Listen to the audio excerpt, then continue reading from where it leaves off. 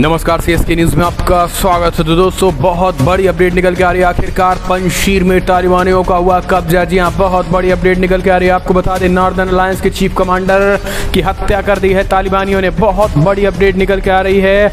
मारे गए हैं नॉर्दर्न अलायंस के चीफ कमांडर, इनके बारे में आपको बताएंगे। और उस बीच NRF जो नेशनल रेजिस्टेंट फोर्सेस हैं, उनका स्टेटमेंट निकल के आया है कि तालिबान हमले बंद करे, हम बातचीत के जरिए मसले सुलझाने को तैयार। बहुत बड़ी खबर निकल के आ रही है। दरअसल दोस्तों, इस हमले के पीछे आपको बता दें पाकिस्तान का हाथ है। दरअसल पाकिस्तान की जो एयर फोर्सेस है, उसने हमला करना शुरू कर दिया है, चुन चुन कर, खास करके उस नॉर्दर्न अलायंस के जो चीफ हैं उनके अड्डों पर भी, और खास करके नॉर्दर्न अलायंस के जो लड़ाके हैं उनको टारगेट करके ड्रोन अटैक कर रहे हैं। तो ये दोस्तों, पंजशीर में तालिबान की संग जो है वो जंग में उतरी है पाकिस्तान की एयर फोर्सेस। अब आप समझ सकते हैं कि पाकिस्तान पूरी तरीके से एक्सपोज हो चुका है।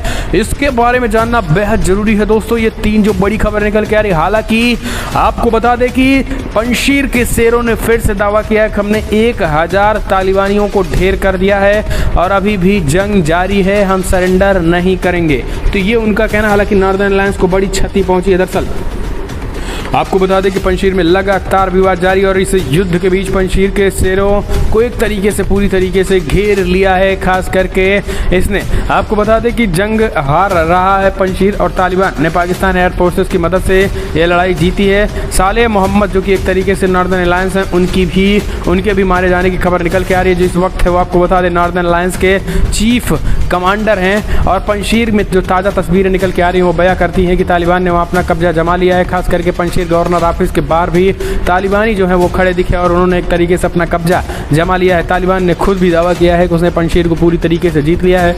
कुछ तस्वीरें भी आई हैं जिनमें पंजशीर में तालिबान का झंडा लिए हुए गवर्नर ऑफिस पर खड़े दिखे। हालांकि अफगान के उपराष्ट्रपति अमरुल्लाह सलेह के करीबी ने आज तक से बातचीत में कहा कि तालिबान का दावा झूठा है और रेजिस्टेंट फोर्सेस पहाड़ियों से पंजशीर का रक्षा कर रही हैं।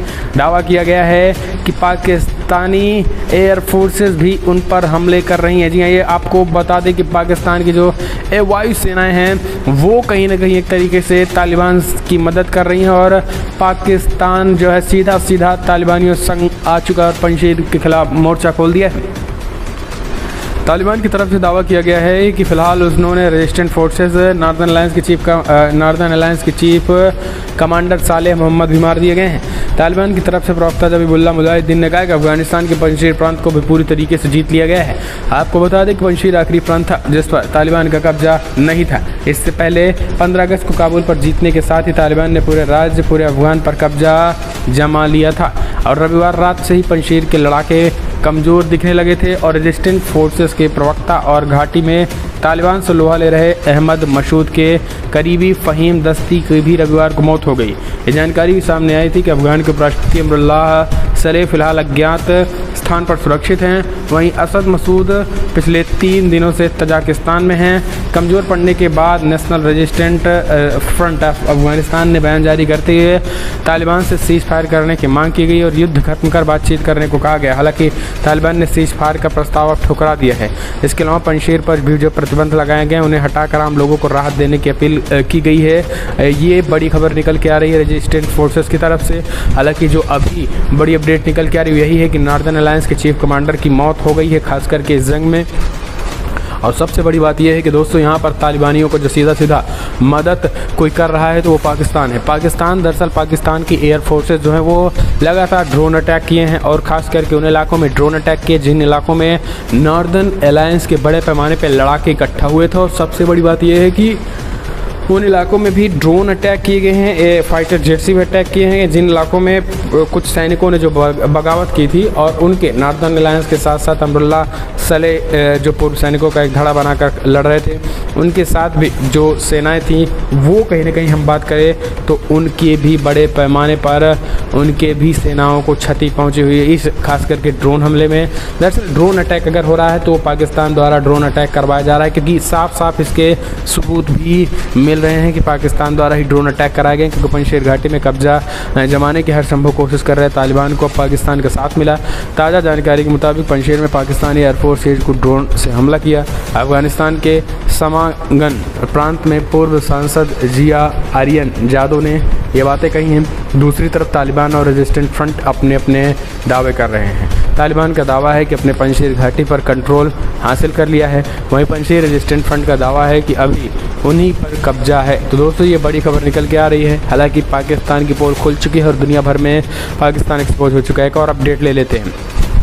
इन तमाम खबरों के बीच एक बहुत बड़ी और ख़तरनाक अलर्ट आया है भारत के लिए। दरअसल आपको बता दें कि अमेरिका के पूर्व CIA चीफ ने चेतावनी दी है, कहा तालिबान और पाकिस्तान का जो ये गठजोड़ दिख रहा है ना, ये भारत के लिए बहुत खतरनाक साबित होने वाला है। जी हाँ, दरअसल आपको बता दें अफगानिस्तान में तालिबान के नियंत्रण के बाद देश में हो रहे घटनाक्रम पे पूरी दुनिया भर की नज़रें बनी हुई हैं। अमेरिका की खुफिया एजेंसी CIA के प्रमुख रह चुके डगलस लंदन ने साफ कर दिया है कि अफगानिस्तान में तालिबान की वापसी भारत के लिए कई मामलों में चिंताजनक है।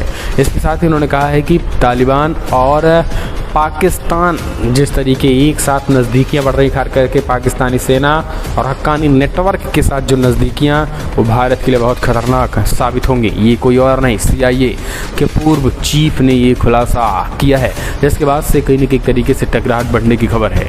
डगलस इसी महीने रिलीज़ होने जा रहे हैं अपने संस्मरण the recruit spying and last art of America intelligence के चलते हुई सुर्खियों में है। डगलस ने इस संस्मरण में इस बात को लेकर काफ़ी चर्चा की है कि कैसे साल 2020 में अमेरिकी तालिबान के बीच शांति समझौता अमेरिकी इतिहास का सबसे ख़राब समझौता हुआ है।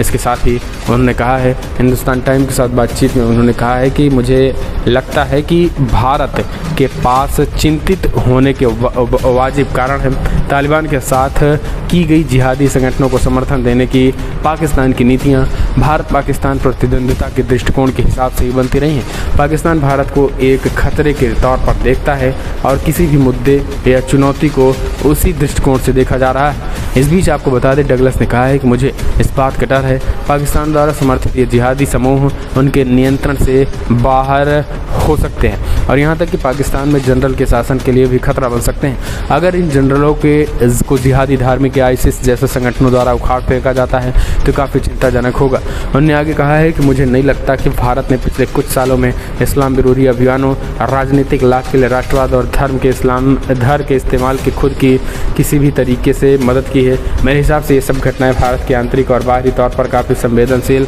बना रही है। इसके साथ ही उन्होंने कहा है कि भारत का चीन के साथ तनाव सफर तौर बढ़ रहा है। चीन पाकिस्तान का करीबी पार्टनर है और अब वो अफगानिस्तान के साथ भी बेहतर संबंध स्थापित करने की कोशिश में है। हालांकि चीन इस बात को लेकर भी चिंतित हो सकता है कि अगर तालिबान चीन में उइगर मुसलमानों के अलगाववाद का समर्थन करता है तो फिर कैसे हालात होंगे। इसके साथ ही डगलस ने ये साफ कर दिया है कि चीन तालिबान को ऐसा ना करने के लिए हतोत्साहित भी करेगा, लेकिन मुझे लगता है कि तालिबान अन्य जिहादी समूहों को बढ़ावा देने की कोशिश करेंगे। मुझे नहीं लगता कि ये संगठन लश्कर तैयबा, जैश ए मोहम्मद जैसे संगठनों के साथ अपने संबंधों को तोड़ेंगे। ऐसे में भारत पूरे सेंट्रल एशिया के लिए खतरनाक हो सकता है। तो दोस्तों ये कोई और नहीं बल्कि CIA चीफ ने इस बात, जो पूर्व CIA चीफ रहे हैं, उन्होंने इस चीज़ को दावा किया है कि काफ़ी ज़्यादा चिंताजनक है। आप कमेंट के माध्यम से अपने सुझाव देना ना भूलें। अगर आप भी मानते हैं कि प्रधानमंत्री मोदी के नेतृत्व में चीन और पाकिस्तान और तालिबान को करारा जवाब मिलेगा तो इस वीडियो को लाइक करें।